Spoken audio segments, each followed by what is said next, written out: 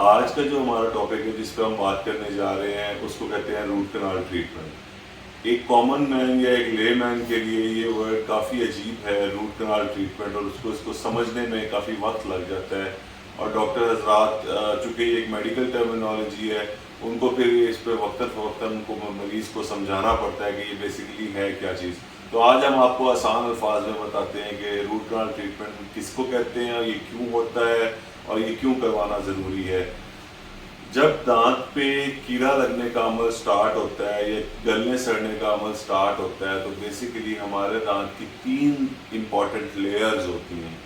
जो सबसे पहली लेयर होती है उसको कहते हैं डेंटल इनेमल, जो कि बाहरी सतह है दांत की सफ़ेद रंग की, जो कि हमें नज़र आती है और जो कि हार्ड लेयर है सबसे ज़्यादा।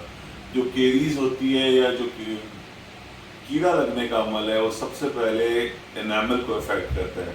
फिर आहिस्ता आहिस्ता वो दूसरी लेयर पे जाता है जिसको कहा जाता है डेंटीन, जो कि थोड़ा कदरे सॉफ्टर लेयर होती है टूथ की। और उसके नीचे होता है डेंटल पल्प, जो थर्ड लेयर है टूथ की। उस पल्प के अंदर बेसिकली आपकी नर्व्स आ रही होती हैं, टूथ का ब्लड सप्लाई आ रहा होता है और दांतों की सेंसेशंस आ रही होती हैं। तो जब आपका कीड़ा लगने का अमल या केरीज या गलने सड़ने का जो अमल है वो पल्प तक पहुंच जाता है और पल्प को इन्वॉल्व कर लेता है, तब पेशेंट को दर्द जैसे सिम्टम्स आना दांत में शुरू हो जाते हैं। गर्म ठंडा ज़्यादा लगने लगता है और पेशेंट को दांत में शदीद दर्द का एहसास होने लगता है और बाज़ औक़ात उसमें इन्फेक्शन पड़ जाती है और उसके नीचे काफ़ी ज़्यादा पस जमा हो जाती है, पेरिएपिकल एब्सेस भी बन सकती है।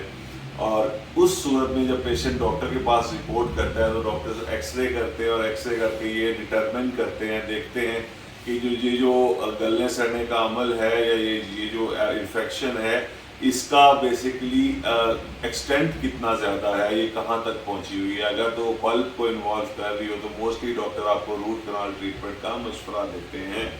अब रूट कनाल ट्रीटमेंट में बेसिकली होता क्या है, आपका जो दांत है हम उसके अंदर एक एक्सेस ओपनिंग बनाते हैं, अपने हैंड पीस इंस्ट्रूमेंट्स के ज़रिए से ओपन बनाते हैं और हम पल्प तक पहुंचते हैं। और फिर हम ख़ास इंस्ट्रूमेंट्स और ख़ास फाइल्स के ज़रिए हम आपके पल्प को डीजनरेट करते हैं। वहाँ पे हम सारी सफाई करते हैं दांत के अंदर जड़ों तक जाके और उसको डीनर्व किया जाता है, बेसिकली डीनर्वेशन की जाती है और उसकी जो नर्व्स आ रही होती हैं उनको वहाँ से क्लीन आउट, जो पल्प का जितना भी सब्सटेंस है उसको क्लीन आउट कर दिया जाता है। इससे आपका दांत बेसिकली डेड हो जाता है और आपकी जो एहसासात हैं उसमें आना बंद हो जाते हैं। साथ ही आप अगर इन्फेक्शन हो टूथ में तो स्पोर्टिव एंटीबायोटिक्स पेशेंट को देते हो और उसकी इन्फेक्शन भी उससे ख़त्म हो जाती है।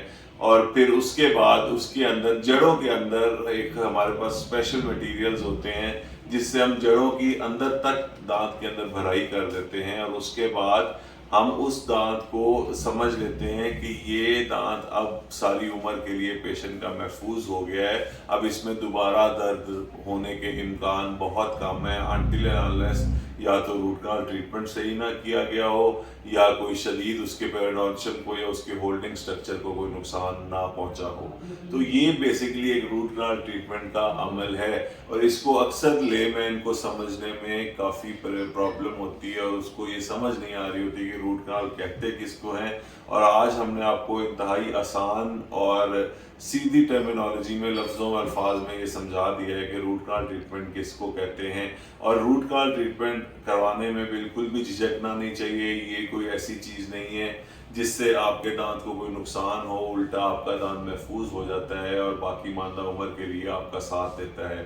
हाँ, लेकिन अक्सर पेशेंट्स ये करते हैं रूट कनाल के बाद, चूँकि उसके अंदर काफ़ी ज़्यादा दांत को हम घिसाई करते हैं, अंदर से उसको हम खोल करके उसके नर्व्स तक जाते हैं, फिर नर्व्स के अंदर भी हम सारी उसकी डिब्राइडमेंट पल्प की मतलब पल्प को सफाई कर रहे होते हैं, तो वो दांत काफ़ी ब्रिटल और भुरभुरा हो जाता है। तो हम पेशेंट को ये चाहिए, डॉक्टर भी एडवाइस करते हैं कि फौरी तौर पे उसके ऊपर क्राउन करवा लिया जाए।